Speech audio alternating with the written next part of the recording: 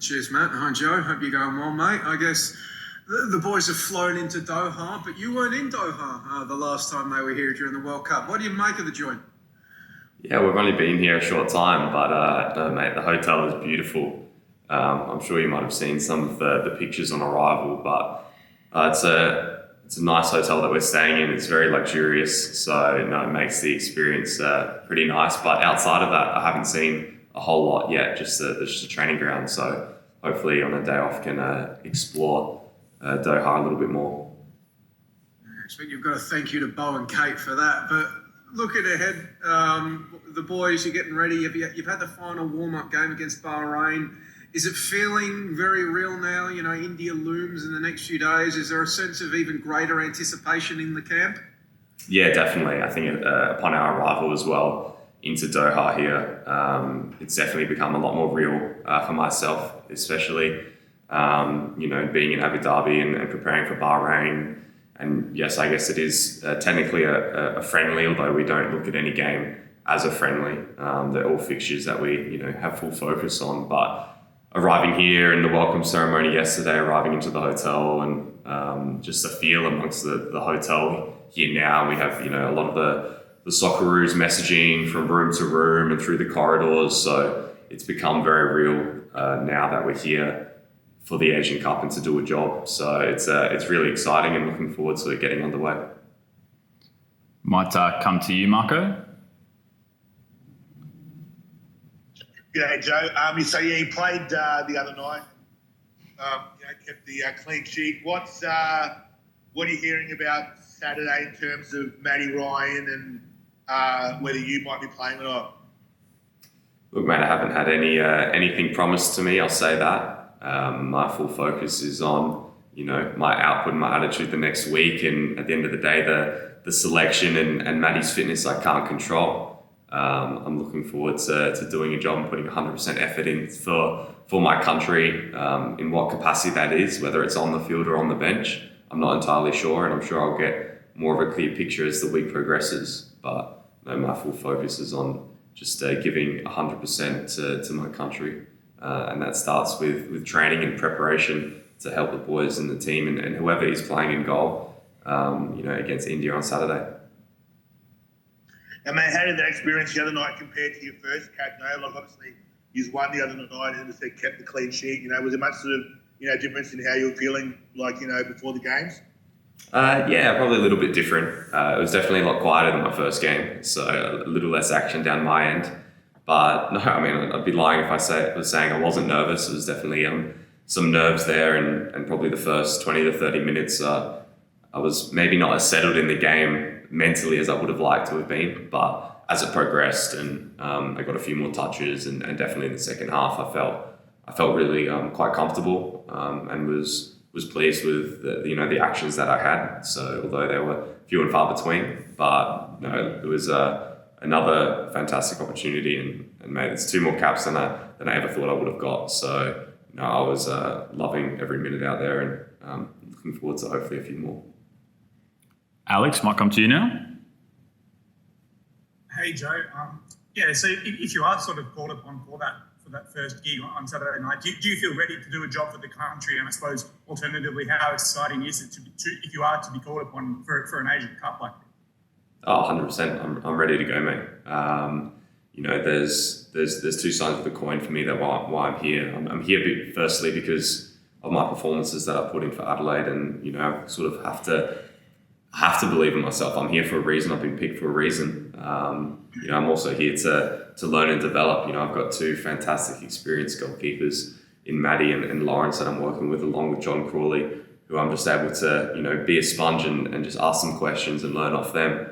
But in saying that, if the opportunity is presented to me, I'm 100% ready to go and to do a job for Australia. As you touched on, to get a cap in a tournament, it would be a dream come true. I'm really fortunate just to be in the position that I am in. But if I'm able to get on the field on Saturday, it would be a really special moment for myself and my family and everyone that's supported me along the way.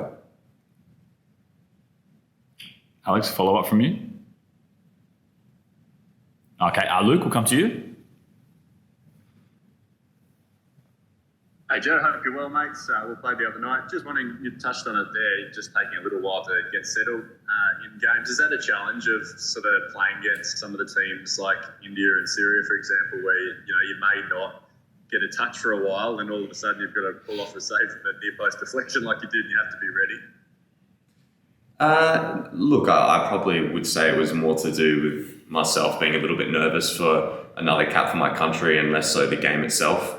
I had 2 touches from memory quite early on, with just sort of balls that went in behind. So it was probably less so the fact that I wasn't involved in the game as much and more so the fact that I was, carrying some nerves into the game and was really excited for the opportunity. So no, it's something that, I'm always going to carry nerves into those games. And again, in the Asian Cup, it's going to be no difference. But it's probably just more so how I can control those and keep a cool head and calm, collected through the opening period. What have you learned from Matty, from working with him over the last, little bit? I know you were in camp with him once before, but what have you sort of seen and taken from him that you've noticed perhaps that you can add to your game? Oh, there's been a lot of things, mate.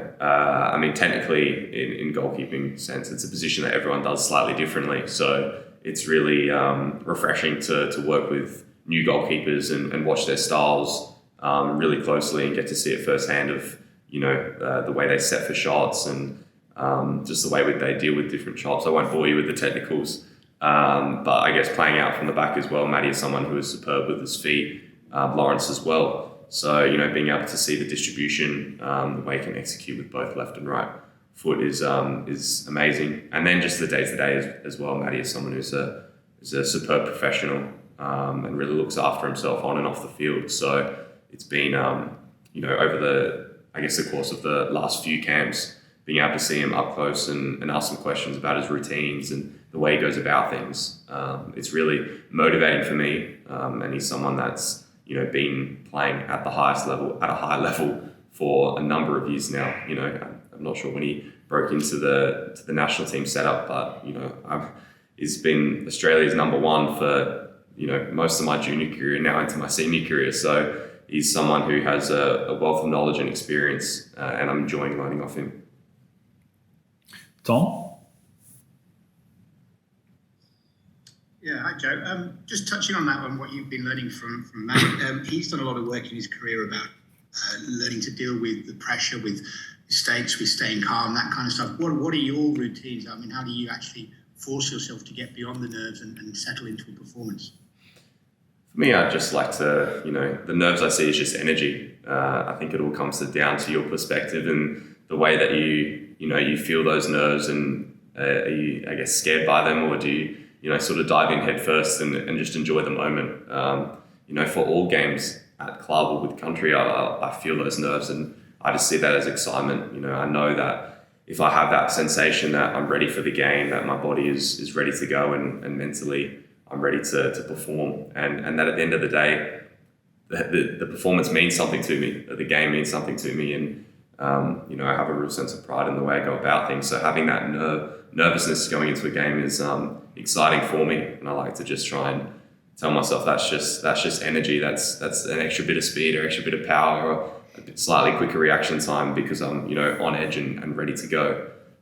In saying that, the way that I like to play is quite calm. As I said, goalkeeping is something everyone can do different ways, but I like to just keep a cool head. I still feel the nerves, but again, just telling myself that's energy. I'm ready to go. I'm ready to perform. And just keep a cool head and let the game come to me, I think, is a big thing as well. As I've experienced more and played more, not going out and looking for things and trying to play passes that aren't quite on, things like that. Just let the game come to me and deal with what I have to. You sound remarkably calm, but you wouldn't be human if last thing at night as you're going to sleep, you weren't dreaming of penalty saves in Asian Cup finals and things like that. Is that sort of thought keeping you awake at all? It's not keeping me awake, it's helping me fall asleep. I think all players go through that, those dreams, and that would be a real dream come true. But I'm hoping we don't have to go to penalties in any game. We can get the job done in 90. But of course, mate, going to sleep and thinking of the games ahead and all the possibilities, it's really exciting. Joe, we'll come back to you. If anyone's got any further follow-ups, please raise your hand. Cool beans, thanks. Joe, just maybe taking a step back from it, because you sound very confident and assured in yourself. And we look at where you are right now in your career. You're 23 years old, but you seem to be really establishing yourself in that Socceroos setup. Number one at Adelaide, and you've got long-term contract stability at Adelaide United as well. Do you feel right now you're exactly where you need to be in your career? You hold all the cards, you're comfortable with where you're at, and you can govern your own destiny? Well, that is a great way of putting it, Joey. Look, mate, I think at the end of the day, I'm very pleased with where I am, and putting it like that, as you're talking there, I can reflect, and my journey has been a fantastic one, and I'm so grateful for the opportunities that I have, both with Adelaide and now here with the national team. But in saying that, I'm someone that's very ambitious. I have high standards of myself, sometimes a little, unrealistic, but, I know the work that needs to be done. Again, I've said it before, and I'll say it again, I haven't played a perfect game once this year, so I'm constantly critiquing my own performances and looking at ways in which I can get better as a player, and comparing myself to, the best goalkeepers in the world at the highest level. So I know that there's still a lot of room for development for me. And that's my main focus, is just enjoying the journey, enjoying the process, the path that I'm on, I should say. It's one that has been very enjoyable, as you mentioned. Number one at Adelaide, my hometown club, security there, and now I'm here and have the opportunity to represent my country, which is something I never dreamed of that would be become a reality. So I'm enjoying the process. But I'm also very driven and know the areas of my game that I need to continue to improve on, and that's where my focus lies.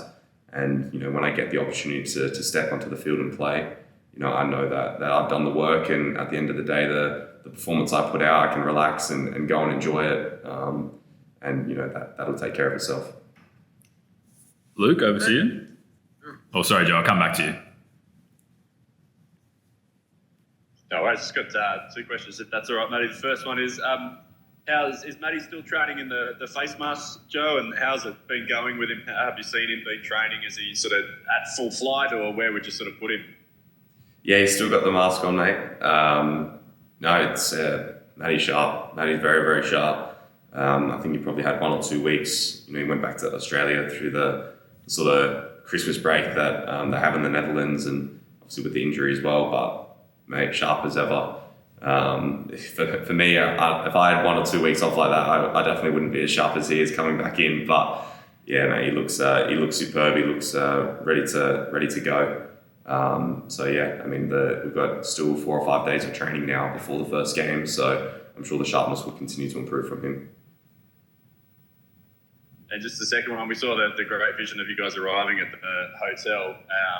Nice part of town too, so enjoy that. But the coffee guys, I've got to ask about them. They were sort of greeted like members of the team. Can you just give us an insight into those boys and the neon coffee cart, and instantly people seem to gather around it? They're royalty here, mate. They tell you what, you need to wake up nice and early to get down there and get your coffee. Otherwise, a nice line starts to build. So no, mate, it's awesome. It's such a blessing to have, the just sheer amount of staff that we have to support us as players through this tournament. And they've come in, from a local cafe here, but they're part of the staff as well, and they'll be treated with the same respect as every other, member of staff. So their job's probably one of the most important, because they're making all the coffees for everyone throughout the course of the day. So it's fantastic, mate. It's good to have, these people in the camp, and the coffee's pretty good as well, I'll tell you that. And Joey, maybe last one from you from when I cut you off before. Sorry, mate. Joe, I just wanted to ask, coming into a new setup and working with new teammates, specifically the centre-backs in front of you, like I think Bahrain was the first time you've ever played a game behind Harry Souttar and Cameron Burgess. Just for you as a goalkeeper, where communication with the back line is so important, how do you go about building up that connection and that almost unspoken connection that you need with centre backs in a short period of time, like an international camp? Yeah, no, I mean it's very important that communication and relationship, I guess, between the goalkeeper and defenders in general, and probably the holding six as well. But I mean it's a camp in a group where everyone gets on really well, so that I guess immediate camaraderie between the group helps build these relationships. Also working through in our training sessions and our tactical I guess shape, we get to work on those things, and it's a collective understanding of everyone's role and responsibility, regardless of who's on the field or off the field. Everyone has quite a clear understanding of the jobs for each position. So that definitely helps. But then also just having conversation, going up and asking, what communication is needed. I spoke to Harry after the Bahrain game and just asked if my communication was clear and if he needed anything more from me. So just things like that to, clear those things up and have a good understanding of, what needs to be said. And, each player is used to hearing maybe a different voice behind them with their club and, slightly different words. I know overall it probably is all quite similar, but, different players have different things that they're used to. And I'm used to obviously having different centre backs in front of me. So, having those conversations, helps in that process.